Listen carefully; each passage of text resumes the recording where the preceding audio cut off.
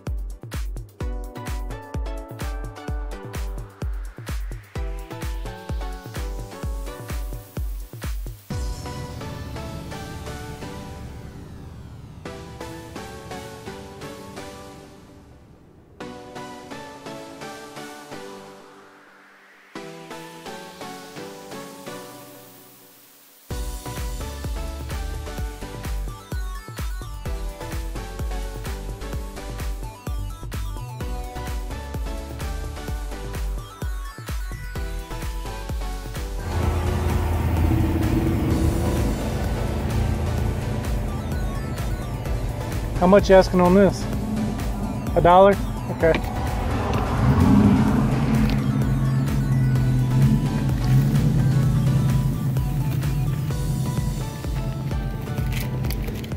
$1. There you are. Thank you.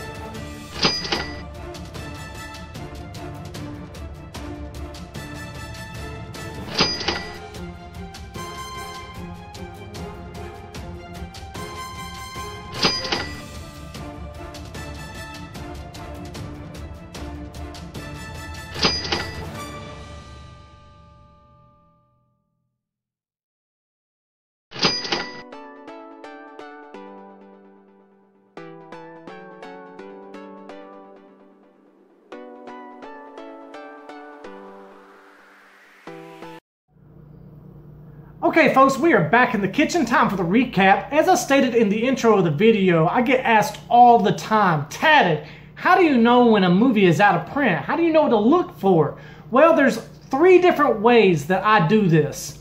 The first way that I do this is I watch other YouTubers. There are plenty of other YouTubers out there that their channel is mainly focused on movies and out of print collecting. And so I watch a lot of other YouTubers. All I do is I go on YouTube, I search out of print DVDs, and you'd be surprised the amount of videos covering that topic. So I watch a lot of them, and that helps me familiarize myself with what to look for. It's the same with video game hunting. You watch a lot of different video game hunters out there picking up video games, and by watching those videos, you kind of learn what the value of certain games are worth and what to pick up and what to look for. Same thing with movies. So I watch a lot of YouTubers. The second way is there are certain DVD companies that no longer exist, such as Anchor Bay and Artisan. Those 2 companies, off the top of my head, there's a few others, but off the top of my head, those 2 are the ones I primarily look for. And you can find, I know I've got some Anchor Bay titles here in this stack. Let me see if I can find one right off the get-go here. I know there's at least one. I think, yeah, this one's one. Okay. So this is the logo of Anchor Bay that you want to look for. There are a few different logos for Anchor Bay, but this is the original. And this is the one that you want to look for when you're looking at movies, you know, on the shelf at your local pawn shop or whatnot. Scan for this particular logo. Also scan for Artisan. And that helps you kind of, you know, like, you're able to scan movies a lot quicker when you're looking for the logos. So Anchor Bay and Artisan, those companies are no longer in existence.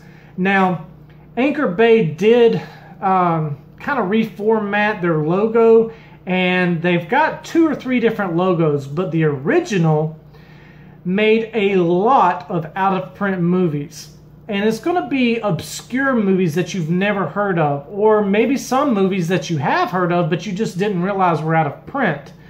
So that's one thing that I do, one thing that I look for when I'm out looking for movies. And another way that I can tell that a movie is out of print is I simply look stuff up on eBay. If it's an obscure title that I've never heard of, or one that I'm kind of questioning, I will take a stack of movies that I'm curious about, and I'll set them down to the side, and I'll keep looking on the shelves at the pawn shop and look for different titles that I'm interested in. I'm always interested in horror movies, so anytime I see horror, I go ahead and snatch it up. And then all the movies that I'm not quite sure about, I'll set them in a different stack. Then once I've done all of my hunting on the shelf, I'll go back to that stack that I'm kind of unsure of, and I'll look up every single title on eBay. And a lot of times I come across some stuff that I had no clue about. And I find a lot of really good gems doing it that way. Okay, so I watch YouTubers. I know what companies are no longer making movies.